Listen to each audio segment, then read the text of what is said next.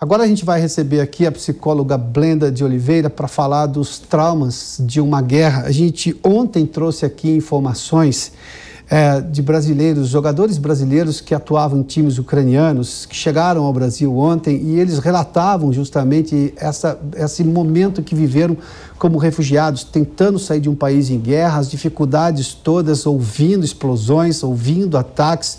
Um dos jogadores, inclusive, mencionou que ouvia a todo momento não apenas as sirenes, que são anúncios de possíveis ataques, mas também o barulho de jatos militares, ou seja, num confronto aéreo entre as duas forças aéreas. A gente tem a questão dos refugiados e tem também a questão do pós-guerra, do trauma do pós-guerra. A gente vai conversar, portanto, com a nossa convidada agora. Doutora, seja bem-vinda aqui à Jovem Pan. Boa tarde, senhora. Boa tarde, Adalberto. Muito obrigada pelo convite. Boa tarde a todos que estão assistindo.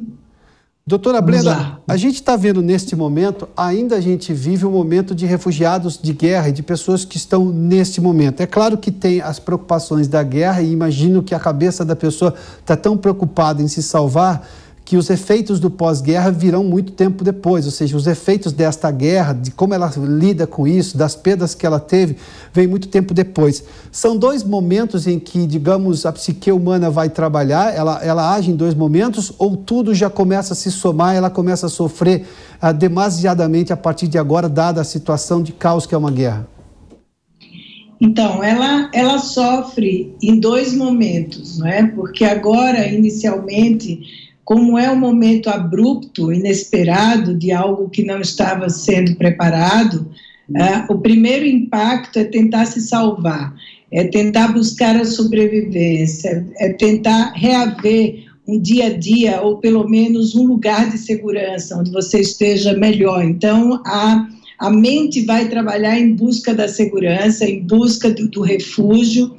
E, claro, depois que passa esse momento, que a gente diz, esse momento de remoção, né, de mudança, que aquieta-se e que nunca é completamente tão aquietado, é que nós vamos poder ver quais foram os efeitos disso, como é que isso marcou aquela pessoa. É importante a gente ressaltar que, embora a situação seja uma situação, né, que para todos nós logo nomearíamos como uma situação traumática, nem sempre a situação é traumática no sentido de gerar sintomas de estresse pós-traumático em todas as pessoas, né? Há pessoas que vão ressignificando esse momento de uma forma um pouco mais rápida, porque vão encontrando novas formas de sobrevivência e vão encontrando outros substitutos, e dependendo de cada um, esses acontecimentos podem demorar mais tempo e causar muito mais sintomas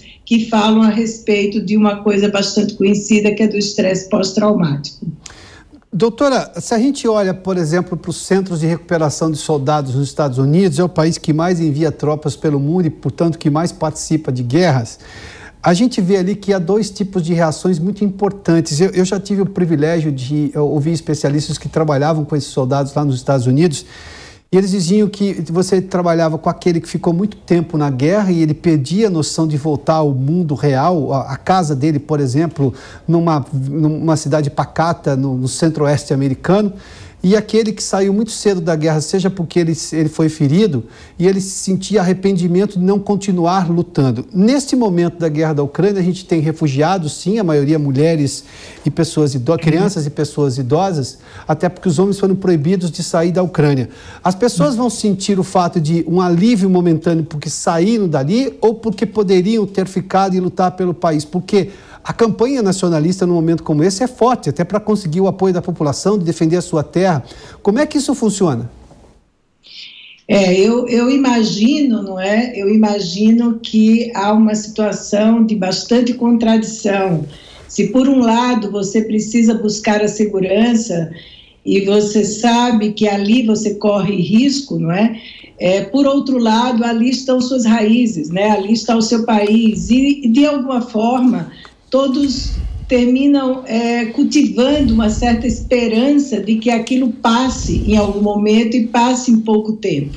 Mas é preciso entender que nem sempre essas situações elas passam com rapidez, e entender também qual é o tamanho da vulnerabilidade de cada pessoa suportar ficar naquele lugar. Sem dúvida, eu acho que, inclusive porque muitas mulheres, crianças, idosos estão deixando seus maridos, filhos, né, para trás, os pais, e essa é uma separação muito dura, porque de um lado você está buscando a sobrevivência, mas você está tendo que deixar para trás esse compromisso, vamos dizer, essa lealdade que cada um de nós tem com as nossas raízes, né?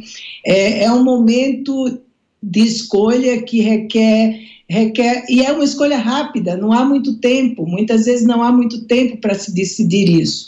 Então, eu imagino, isso que você estava contando, né, dos soldados, é muito interessante, porque cria-se um compromisso de que eu precisaria estar lá para lutar, e a minha luta seria uma luta que traria imediatamente essa paz, ou em pouco tempo essa paz, e quando eu não estou lá é como se faltasse uma força que vai colaborar para isso. Então, é um momento de muitas contradições, de sentimentos os mais diversos, de perda, porque não é fácil você deixar suas raízes imediatamente, largar tudo que é seu para trás, e muitas vezes largar o seu pai, o seu marido, o seu filho, não é? E não saber quando que vão se reencontrar.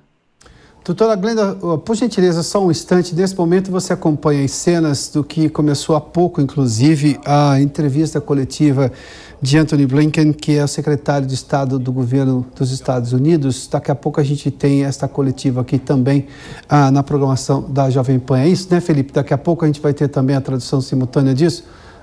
Daqui a pouco, é isso? Daqui a pouco a gente tem, portanto. Doutora, só uma última pergunta, levando-se em conta o que nós passamos recentemente, o mundo inteiro passou por privações. É claro que eu não vou comparar exatamente isso com uma guerra, tamanha gravidade, mas enfim, nós estamos todos saindo de uma pandemia com as limitações que nunca ninguém tinha experimentado nessa proporção, não coletivamente, não a população do mundo como um todo. Em boa parte isso foi comparado com uma guerra porque você tinha limitações planetárias, não é uma questão de você ser mais rico ou não, você não tinha privilégios em algumas situações. Com esta guerra na Ucrânia e com o mundo todo acompanhando, isso pode minimizar, digamos, o trauma da pandemia nas pessoas, dizendo, tem coisa pior, ou as pessoas, cada um, claro, vão continuar sofrendo o que elas trazem da pandemia e depois vão ter que processar também esse clima de guerra, a ameaça nuclear, a preocupação da extinção da espécie humana, ou seja, tudo isso que começa a ser discutido agora, nesse momento. Sim, eu acho que pode em algum momento minimizar, não é? No sentido de que, até porque estamos, né, não terminou a pandemia, mas estamos vivendo momentos muito mais possíveis, né, do que antes, pode minimizar.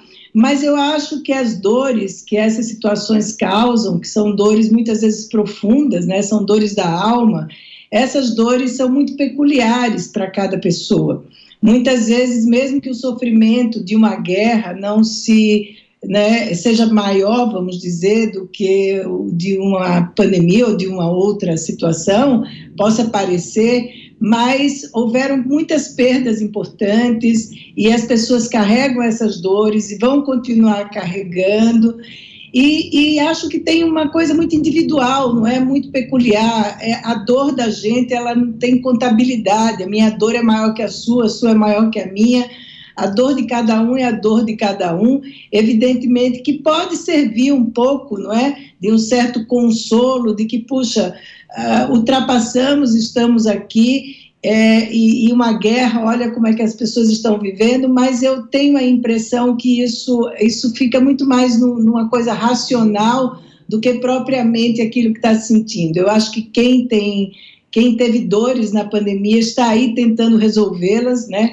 Tentando dar conta delas, mitigá-las de alguma forma, mas eu acho que as dores são incomparáveis e elas tendem a permanecer, né, dentro de cada um e cada um encontrar seus caminhos aí de resolução.